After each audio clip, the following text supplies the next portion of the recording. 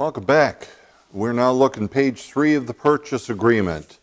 And this one is starting with the assessments that may be on a property. So sellers shall discharge in full all public authority charges confirmed by the municipality or taxing units, special assessments which typically fall into water, sewer, paving. There may be others which are currently due and payable. Buyer is responsible for other assessments, including but not limited to capital and lateral charges assessed but not yet determined. So the buyer's responsible for any upcoming. So leave the seller alone unless if it's already been, I'll use the term levied, it is then confirmed due and payable on the buyer once that has been delivered. Okay? So be aware of this because most purchase agreements will pertain to it this way. Not all sellers are aware, not all buyer's agents are aware, not all listing agents get it, but we need to know and understand what our purchase agreement is and make sure that when we receive purchase agreements from other companies that we do take a look at those and fully understand. Condominium homeowner association assessments. These are very much handled the same way as taxes. Those that are currently due and payable are prorated to the date of closing. Any delinquent condominium homeowner association dues, assessments, liens shall be paid by the seller. So you've got anything that you're delinquent on, you need to bring those current. Any and all due assessments or liens confirmed and becoming due and payable after the closing be that of the buyer. So guys, there should be, anytime you have a legal description that says unit number, then you will see that it says here, see condominium addendum made a part hereof if applicable. If it says unit number, it is a condo, and a condominium addendum should follow. If it's a single family residential that has unit number, it's a condominium, and therefore you should have the condominium addendum. All right. Maintenance of the property. This is one where I'll tell you we can get into some stickiness. Sellers responsible for keeping the property in substantially the same condition as of the date of the agreement. Sellers responsible to maintain the grounds. So the yard, the same as it was. That means they have to take care if the lawn was green, it needs to stay green. If it was cut and manicured, it needs to cut and manicured. And it's done until the property is vacated and the keys are surrendered by the sellers except for conditions disclosed in the seller's disclosure statement or conditions discovered by the buyer's part of the inspection. So if it's all the known things, it's just the way that it's going to be, and we know that that is there. Now, in the event the property has been winterized, it shall be the obligation and expense of the seller to de-winterize the property prior to closing. So again, this is a heads up. They may pass that on to the buyer. Unless if there's an addendum, it is the sellers who need to do that. And the last point, not only did we boldface it, but we underlined it also because buyers and sellers both get a little confusion as to how the property is to be left. And it is simple. Leave the property broom clean and free of debris and personal property. So a lot of sellers think they're doing someone a favor by leaving the paint that they painted the house in and all the colors. There's a lot of buyers who don't want that, don't want to have to deal with discarding paint. They think, well, I'll just leave this furniture. It'll be a nice thing for them. Look, if you're on the other side of this and a seller says, hey, I'm going to leave these, check with the buyer's agent and see whether or not the buyer would even want them. But the bottom line is the seller is to leave it free of all personal property and simply broom clean. Utilities. Seller's going to order final billings on all utilities as of the day of possession, and seller shall pay final billings. Seller shall not direct any utilities to be disconnected. And I actually guide my sellers and my buyers. You need to call in and simply tell them that you've sold the property and that you need the utilities taken out of your name. The buyers need to call in advance and make sure that they've got the billings for the utilities in their name. All right? And again, as of possession. So if possession is day of closing, it's day of closing. If possession is 30 days later, 30 days later. That's where they simply need to communicate and make sure that everything is all set. Risk of loss in simple terms, it says, look, there's normal wear and tear to a property. That is expected and will be accepted up until closing or possession.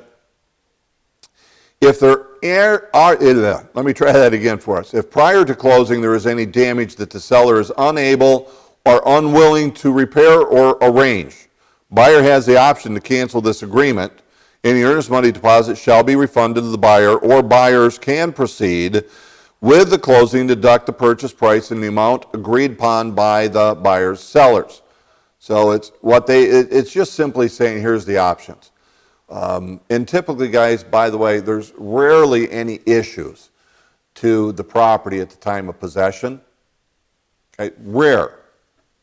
But if it does happen, this simply says this is what you're agreeing to do. Paragraph 21 gets into the disclosure statement.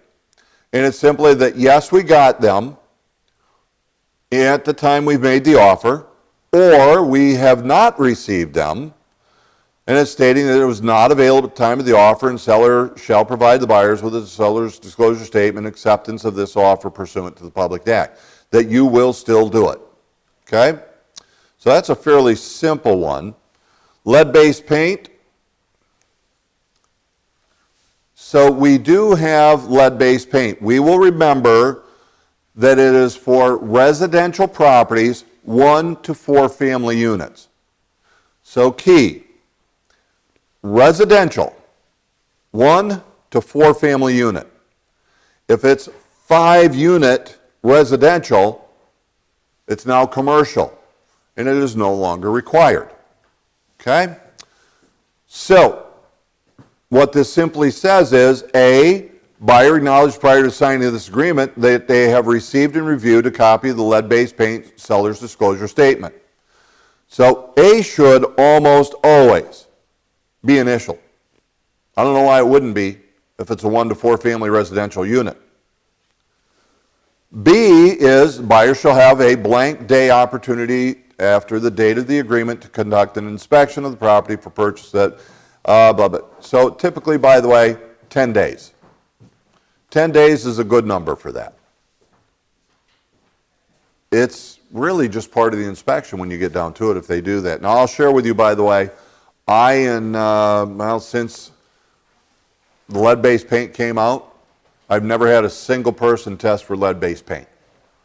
What I would tell you is if a house was built prior to 1978, it's got lead-based paint.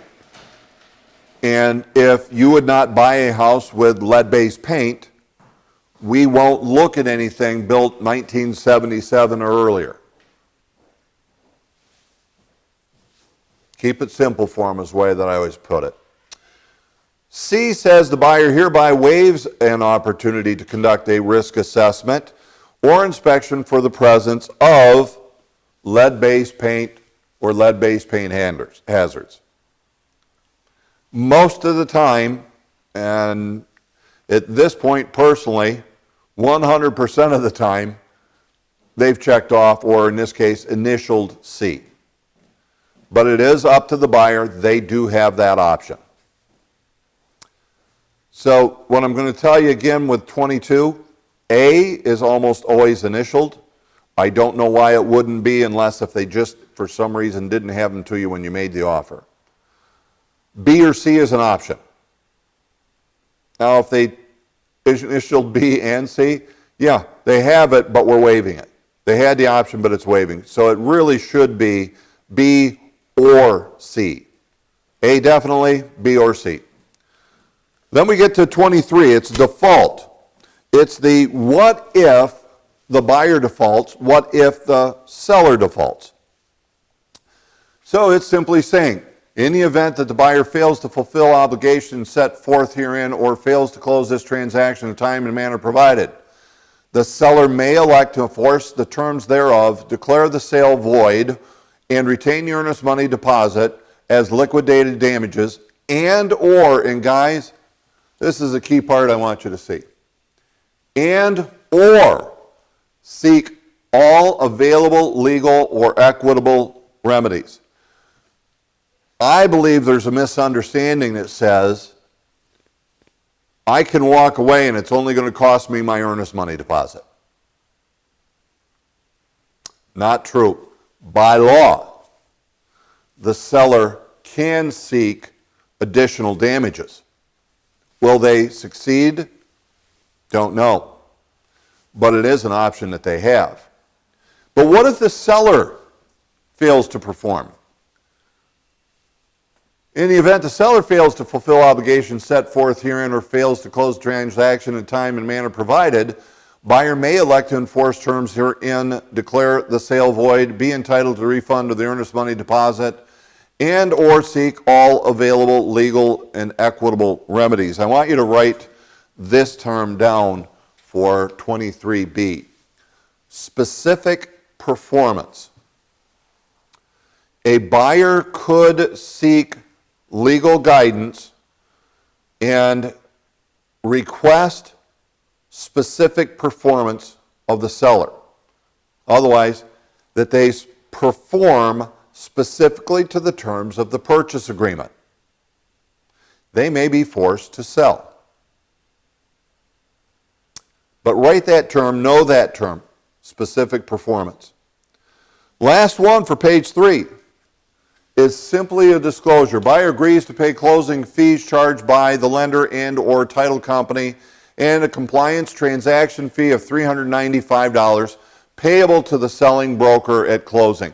So guys, this is not necessarily a binding thing because we are not part of the purchase agreement.